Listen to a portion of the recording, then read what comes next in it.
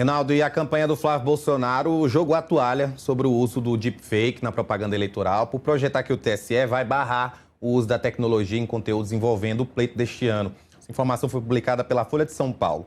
Existe a expectativa de que a Corte se manifeste sobre isso. A discussão em torno desse tema cresceu por conta da exibição daquele vídeo do Jair Bolsonaro com IA durante o evento que confirmou a candidatura do Flávio. Mesmo com esse alerta de que se tratava de conteúdo sintético, a tendência é que o TSE vete seu uso com o argumento de que falseia a realidade e engana o eleitor. Segundo a reportagem da Folha, a percepção de aliados do Flávio é de contatos feitos com integrantes da campanha com alguns membros da Corte Eleitoral. Ao mesmo tempo, há uma avaliação de que não deve haver uma sanção à campanha do senador por conta do vídeo do Jair Bolsonaro.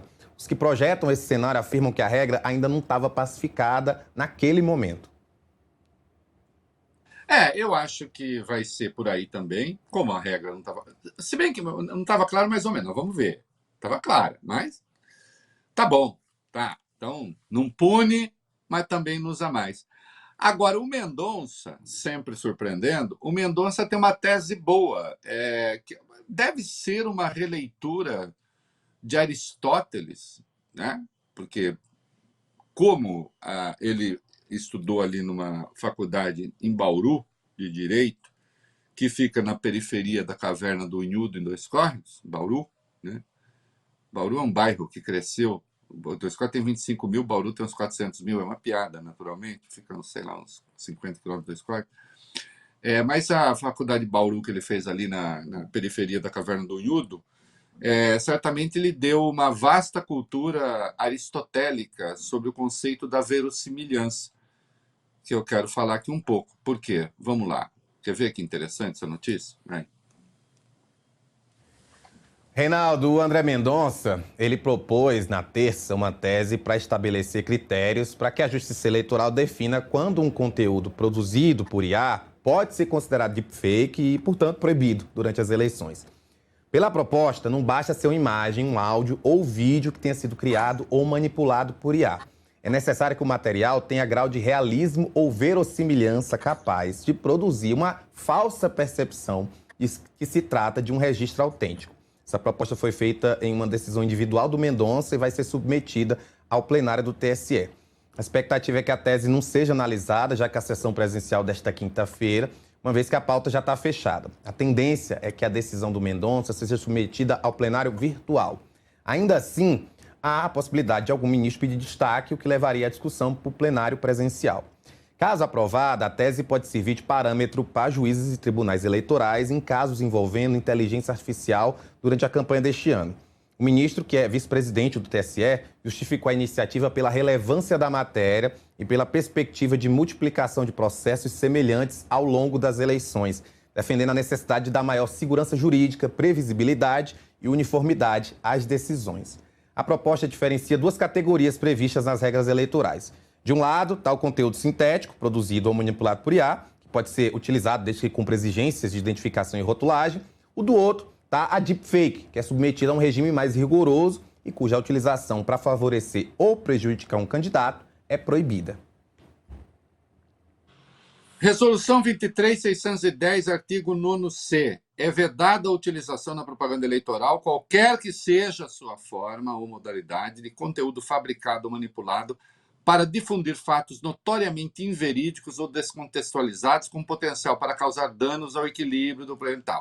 É proibido o uso para prejudicar ou para favorecer, parágrafo 1º, para prejudicar ou para favorecer candidatura de conteúdo sintético em formato de áudio, vídeo ou combinação de ambos que tenha sido gerado ou manipulado digitalmente, ainda que mediante autorização das pessoas. É verdade, é verdade. Se o ministro quiser entrar numa discussão sobre a verossimilhança aristotélica, a gente pode entrar.